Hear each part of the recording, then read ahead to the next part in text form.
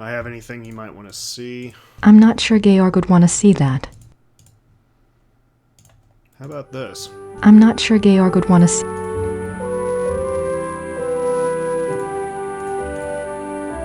A ticket to the Ludwig Museum.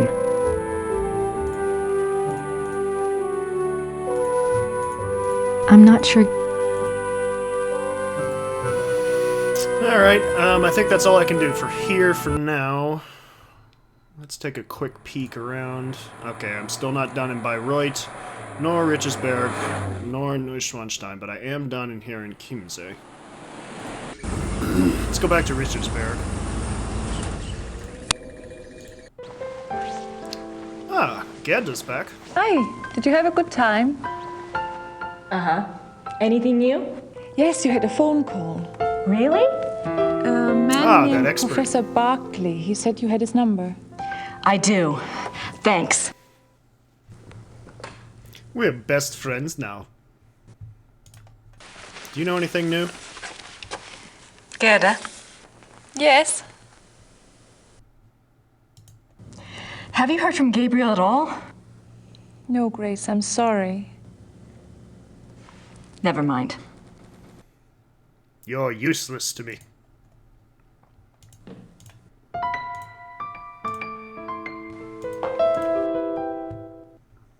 Okay, finally I get to talk to this dude. Let's reach out and touch someone.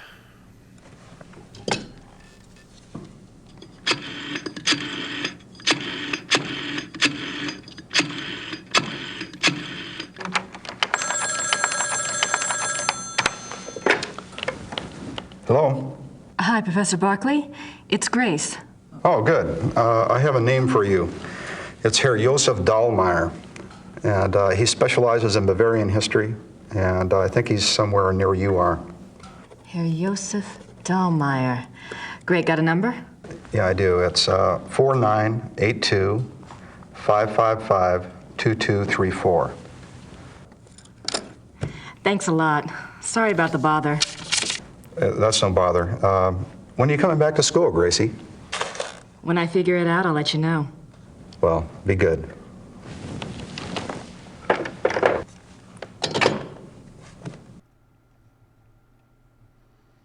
I'll write to Gabriel. Professor Barkley's Ludwig contact. Okay, let's give him a call.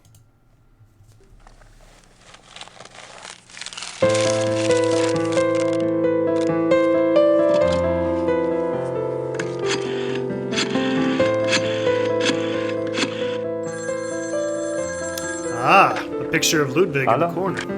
Hello, sind Sie Herr Josef Dahlmeier?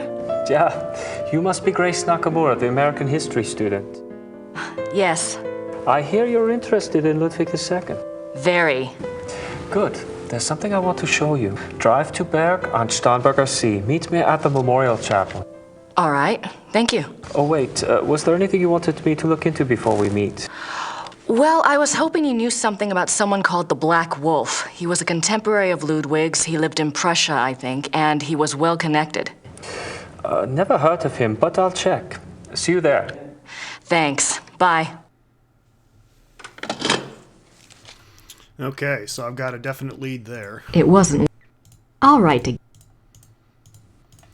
Before I check that out, she mentioned that maybe the crazy lady in town would know something about the dream. So let's go and check with her and Sir Huber. Let's see if Gerda knows anything. I don't have anything... Nope, she does know nothing right now. Into town. Is Mayor McCheese here? Nope, still not there. Aw, they're not here.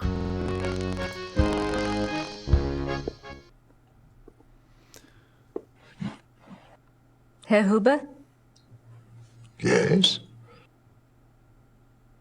I can talk to you some more, huh? Are the Smiths in their room? Yeah, I believe so. Could you ask them to come down, please? Ja, natürlich. Naturally.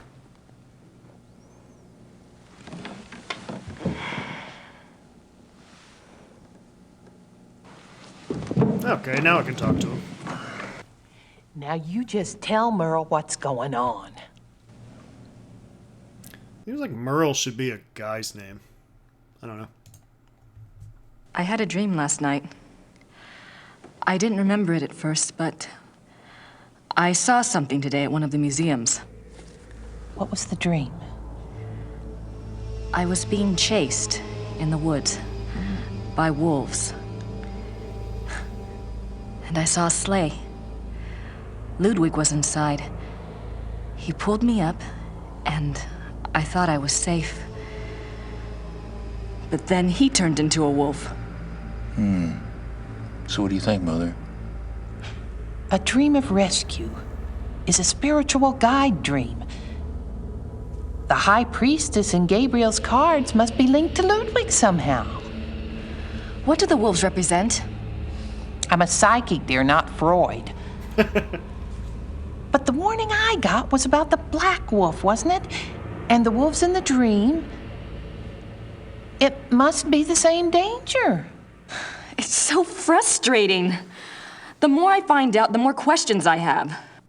Why don't you try a little communicating of your own? Ludwig's the link. Appeal to him. The answers may not come right away, but at least you'll give the guide something specific to say the next time she contacts you. Isn't there any way that you could, do a psychic reading on Ludwig or something? To tell you the truth, I've been trying all day to make contact, but I only feel great despair. Ludwig's soul is not at peace.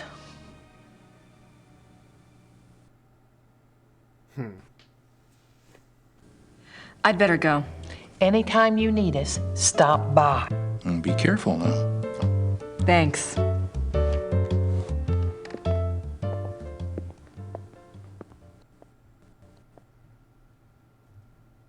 I don't have anything to say to him. I don't have anything else. Okay, I'm running out of time here. I'm gonna see if I can travel to that new destination that the historian told me.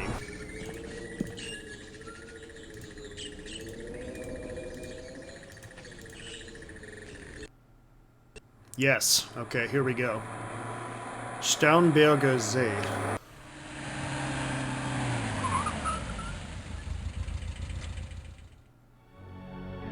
Oh, that's gorgeous.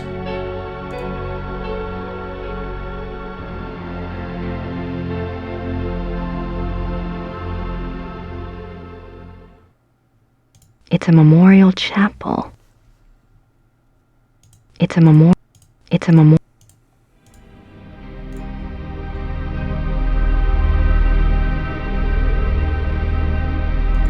Is this guy really gonna be here?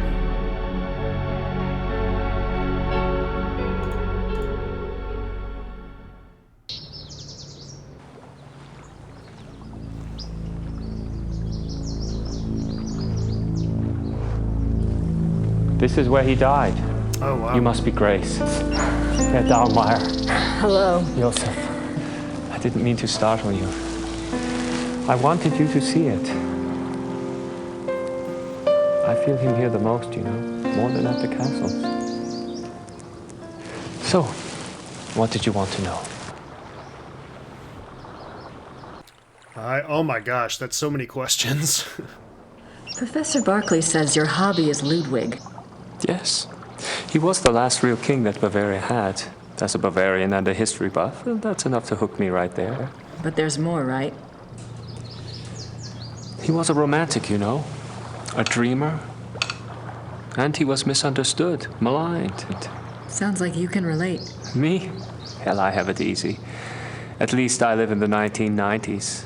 And not every eye in the country is on me. But yes, I can relate. You know about Ludwig's diary, right? Of course.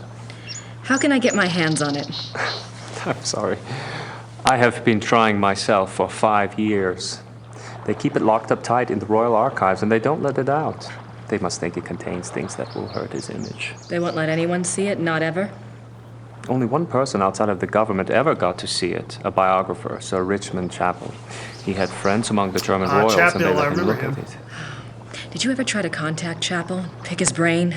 No, and I don't believe I never thought of that. If you do and you find out anything, you must share. It's a promise. Tell me about Ludwig.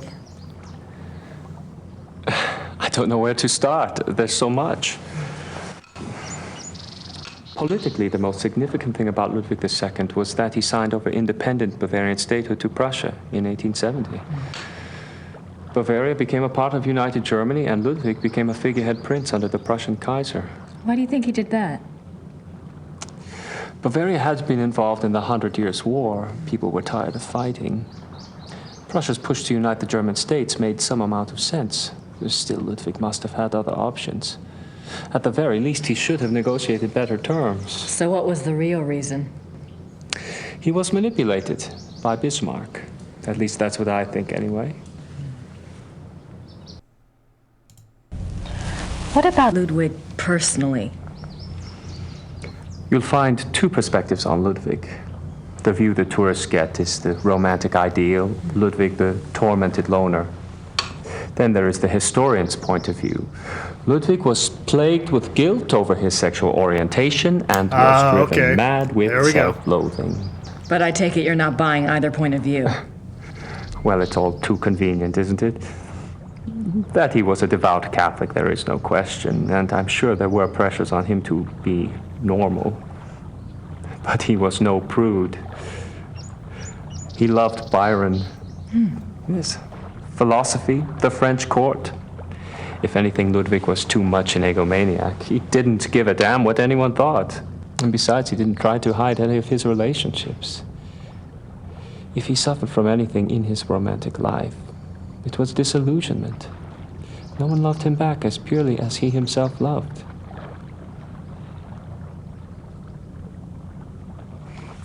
Well, if it wasn't sexual guilt that tormented him, what was it? I don't know. His diary was filled with self-guilt, but I'm sure it's not about that. If I knew, I'd write my own book, set the record straight, so to speak.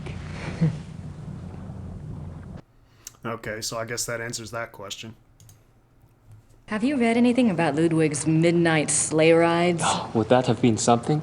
To be out at night and suddenly see him sweep by with his entourage? They say the night agitated Ludwig, and that being outdoors and the rushing feeling of the sleigh calmed him down. Sometimes even the sleigh wasn't enough. He would stop in some remote woods, order his servants to stay put, and go wandering off by himself for hours. It drove the servants crazy. Tell me about Bismarck. Oh, Bismarck. He was the Prussian Kaiser's chancellor. Not a nice man. Bismarck had a reputation for learning people's weaknesses and manipulating them. It's a matter of record that he had spies on Ludwig's staff. He may even have had a henchman even closer to the king. And he was involved in the conspiracy to declare Ludwig insane. Sounds like a nice guy. Did you find out anything about the Black Wolf? I did. I'd read about him before, but I hadn't realized that was who you were talking about. His name was Godin, Paul Godin. I found a reference to his being called the Black Wolf after you telephoned. I've never heard of him. Who was he? Godin lived on the fringes of the Prussian court. He was handsome, charming, dangerous, or so they say. He was variously rumored to have been a foreign prince, a Prussian spy, even an assassin. Since you were interested in him, I found out some things that are probably true. It said he came from abroad in the mid-1800s, but claimed high German blood. Do you know where he came from? No. And he was ruthlessly ambitious. He probably found out who held the power, Bismarck, and offered his services. Bismarck was a good judge of talent, of that sort anyway. What else do you know about Godin? He must have done something remarkable. Bismarck was not a generous man. He liked to string people along with promises, but rarely came through. He did for Godin, though. He gave him a royal title and lands in 1863. And that was the last reference I found to him. Well, how could he just disappear? It's not that unusual. Back then, when you were given a title, you usually changed your name and moved to a place where no one knew your past. so you could act with impunity. Or be a pompous ass and get away with it.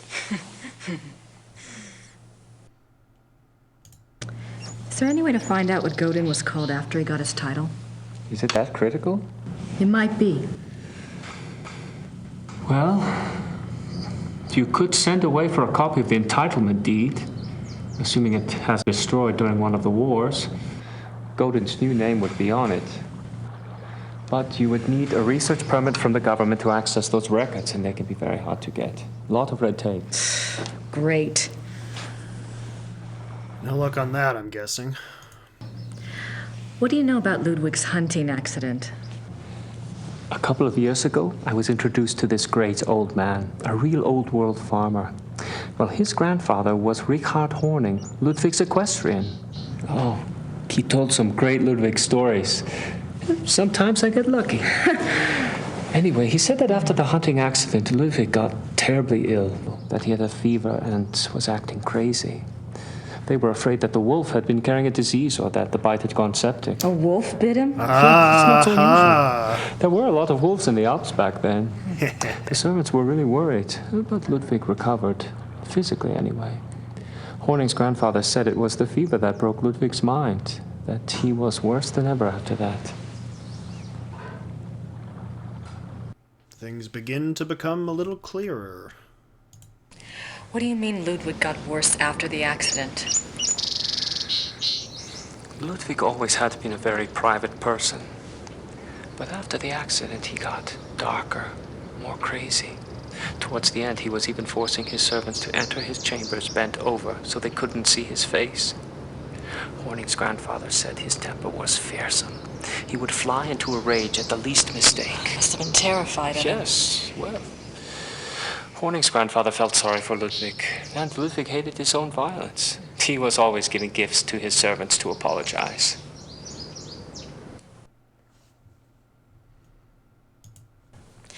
You mentioned that there were other reasons why Ludwig's servants feared him. That's another of Horning's mysteries. There's a story about Neuschwanstein. Apparently, there was a period of time of 2 or 3 months when Wagner would come and visit him Wagner? there. Yeah. The two would lock themselves in the singers' hall. Horning's grandfather said the sounds that came from there were awful. Well, the servants had superstitious minds anyway. Some of them quit over it, just walked away. What kind of sounds? Horning's grandfather called them heartbreaking and ungodly. Maybe it was Wagner trying to sing. Well, I guess that's all for now. Thanks for your help. It's my pleasure.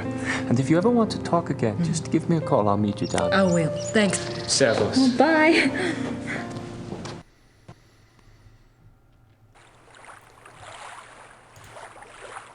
This is where they found Ludwig's body. Nevermore.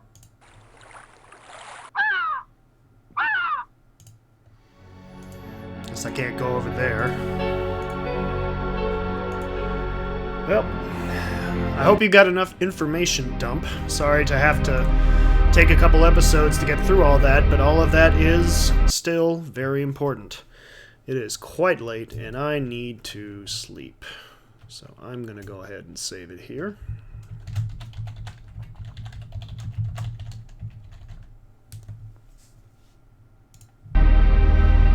Alright. Thank you once again, everyone, for watching. I hope you're still enjoying this very much, as I certainly am.